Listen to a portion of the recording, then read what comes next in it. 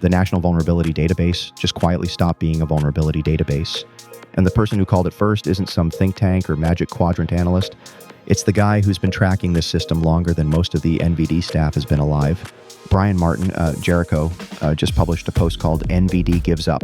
Brian is a vulnerability historian. He has been doing this since 1993. He was the content manager at OSVDB, responsible for the accuracy and integrity of the vulnerability data. He sat on the CVE Editorial Board for a decade.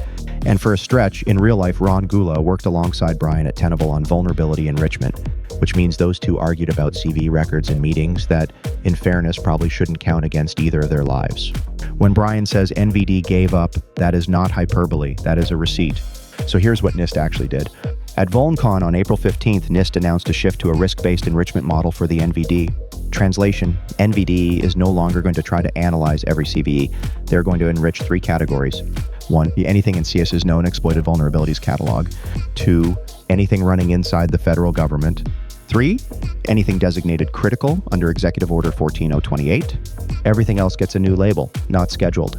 That label replaces the old deferred label, which itself replaced the older awaiting analysis pile. And that is the part Brian wants you to notice. Here is the move. NVD had a visible backlog of more than 33,000 vulnerabilities. NIST took roughly 29,000 of those and reclassified them from deferred to not scheduled. The backlog appears to drop from 33,000 to about 4,000 overnight. Nothing got analyzed, no CVE got safer, the data did not improve. They changed the column header. Brian's point is simple. You cannot keep saying NVD backlog when the label on the bucket keeps moving. Awaiting, undergoing, deferred, not scheduled. The problem did not shrink. The language shrank around it. Why was this inevitable? CVE submissions are up 263% from 2020 to 2025.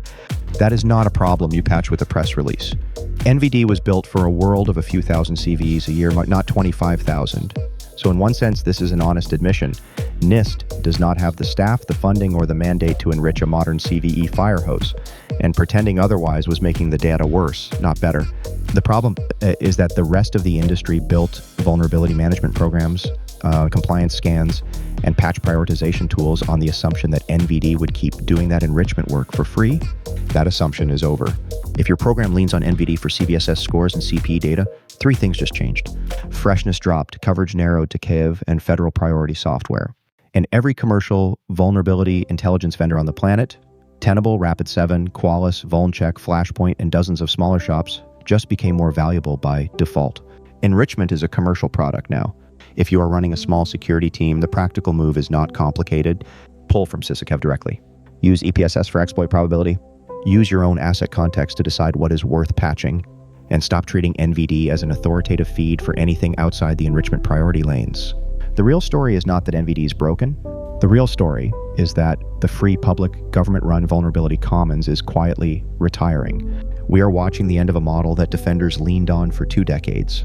What replaces it is a patchwork CISA on one side, commercial vulnerability intelligence on the other, and a lot of defenders in the middle, hoping somebody else is doing the work.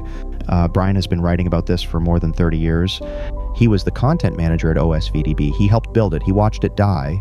He watched NVD inherit the mission, and now he is watching NVD quietly hand the mission back to the private sector without calling it that. When Jericho posts NVD gives up, they take it seriously. This is not a think piece. This is the guy who has kept the receipts since 1993, telling you the game changed. If you are building a vulnerability management program in 2026, you are building it on a different foundation than the one you had last year. Plan accordingly.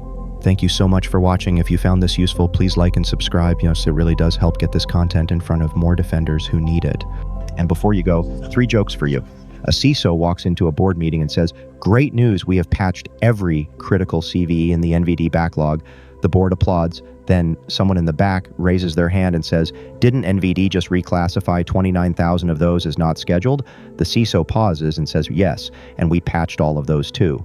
A vulnerability researcher submits a new CVE. 6 months later, he checks the NVD status. It says awaiting analysis. He checks again a year later. It says deferred. He checks again 2 years later. It says not scheduled.